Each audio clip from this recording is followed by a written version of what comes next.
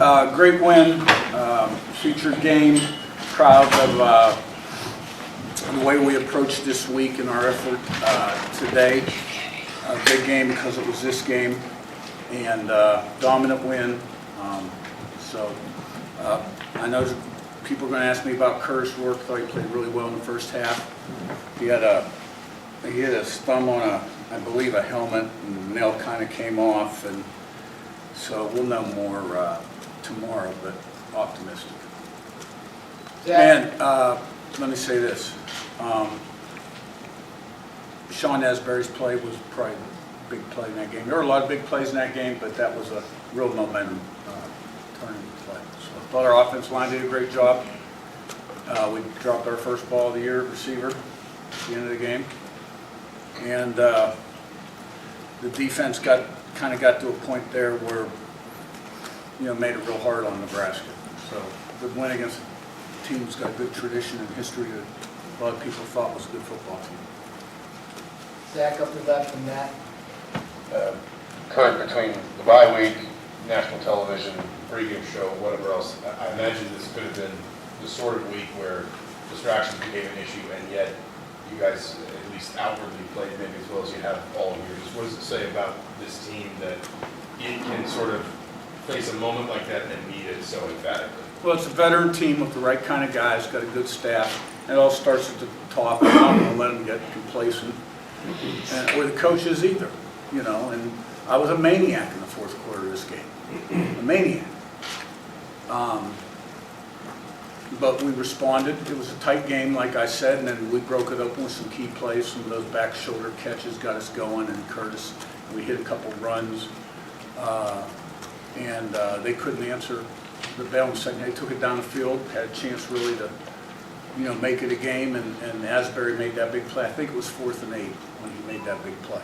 So it says a lot about the character on this football team. We've got a lot of experience on this football team, and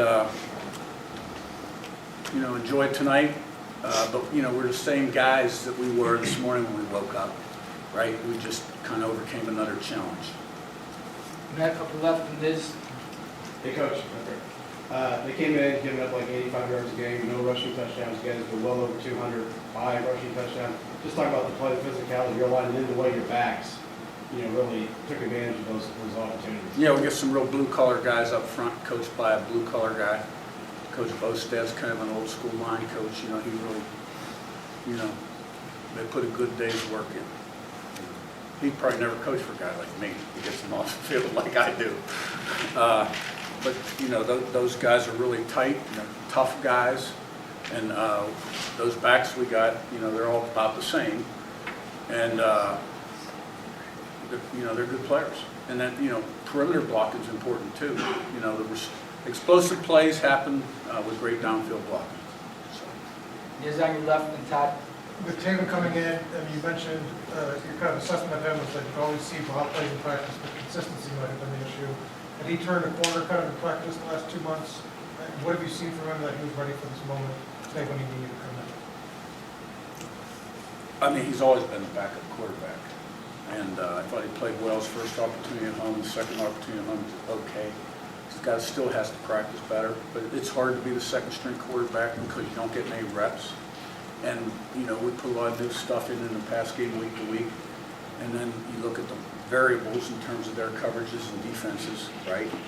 So, but I thought he went in there and did a good job. I had confidence. Team had confidence.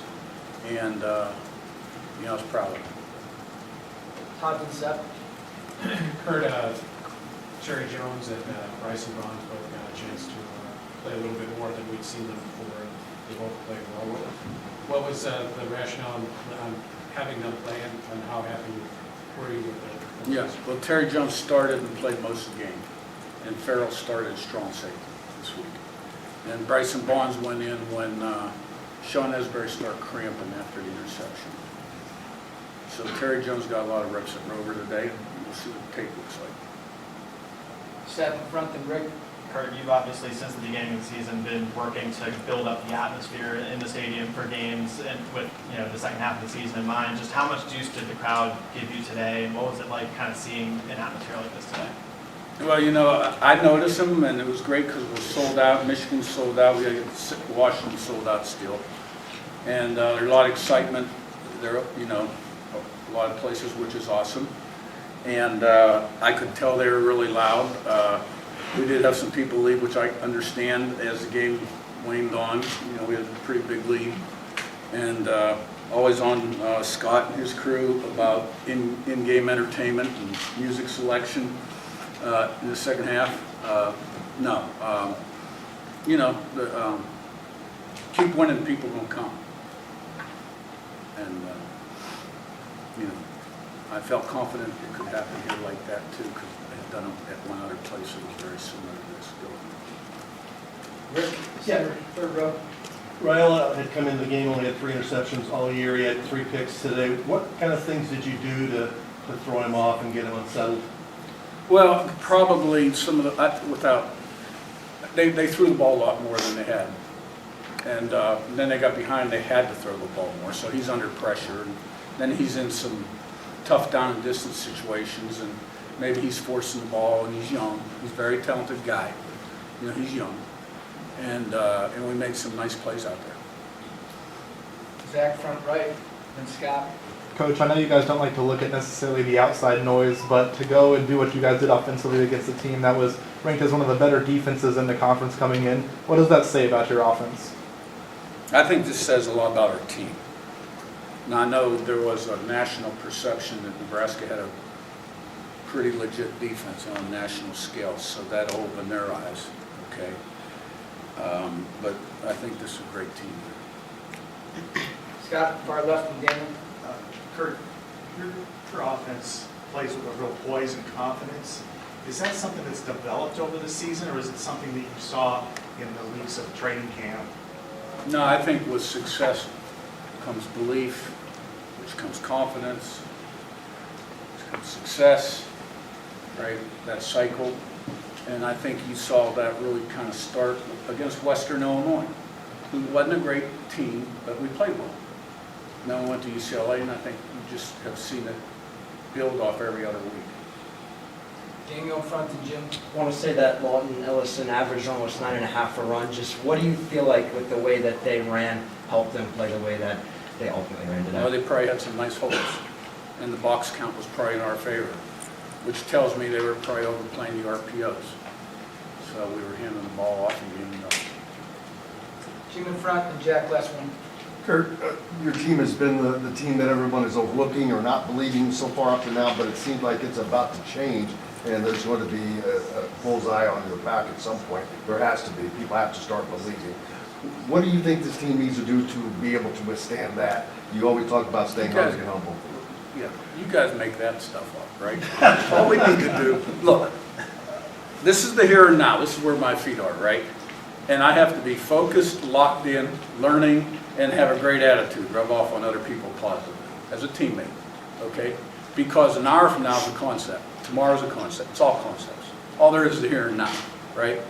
So you want to improve as much as you can on a daily basis to put yourself in the best way of a process. And if there was a better way to handle it, you know what I mean? We've been doing that a long time ago. This is the way, right? And then you go on the field, and the margin for error is like that, right? Like the guy catches the ball for a touchdown, or that much more, the DB would have tipped it away. It's athletics. So we got to put ourselves in the best position, and if you prepare properly, anything's possible. Jack, second row right, last one. Okay. Curtis said after the Northwestern game that he wanted to get off to a better start, and I think you guys scored four touchdowns on the first 5 drives. I guess before he left with an injury, what do you think allowed him to be successful against the Nebraska defense? I thought he played really well, made plays, ran a little bit too, and the wideouts made some catches. I mean, he threw some nice balls on those back shoulders, and those wideouts made some real nice catches. All right, thanks, Coach.